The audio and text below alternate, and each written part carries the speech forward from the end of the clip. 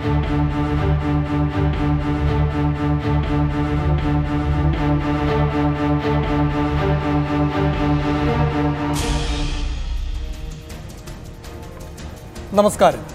പട്ടേലിനെ പടിക്ക് പുറത്ത് നിർത്തുകയെന്ന BJP പദ്ധതി നടപ്പായോ ഇല്ലയോ എന്നറിയാൻ ഇനിയും കാത്തിരിക്കണം. വോട്ട് ചെയ്ത വിമത MLA-മാർ അമിത്ഷായെ ബാലറ്റ് ഉയർത്തിക്കാട്ടിയത് വിവാദമാക്കി കോൺഗ്രസ്. തെരഞ്ഞെടുപ്പ് കമ്മീഷനെ സമീപിക്കുകയും ചെയ്തു. വോട്ടെണ്ണൽ തടസ്സപ്പെടുത്തിയുള്ള കോൺഗ്രസിന്റെ നീക്കം പരാജയമണത്തതുകൊണ്ടാണെന്ന് കരുതുന്നവരുമുണ്ട്. പട്ടേലിന്റെ പതനമെന്നാൽ സോണിയയുടെ പതനമാണ്.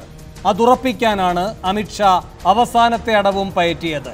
5ാം തവണ അഹമ്മദ് പട്ടേൽ രാജ്യസഭ കാണേണ്ടെന്ന് അരയും തലയും മുറുക്കി അമിത്ഷാ ഉറപ്പിച്ചു.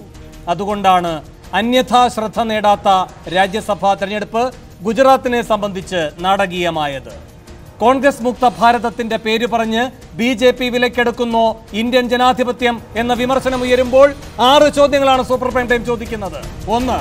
MLA-മാരെ വിലക്കെടുത്തുള്ള രാജ്യസഭാ തെരഞ്ഞെടുപ്പ് വിലയില്ലാതാക്കിയത് ജനാധിപത്യത്തെയോ? 2. അഹമ്മദ് പട്ടേലിന്റെ അന്ത്യം കുറിക്കാനോ അമിത്ഷായും മോദിയും അരങ്ങത്തിറങ്ങിയത്? 3.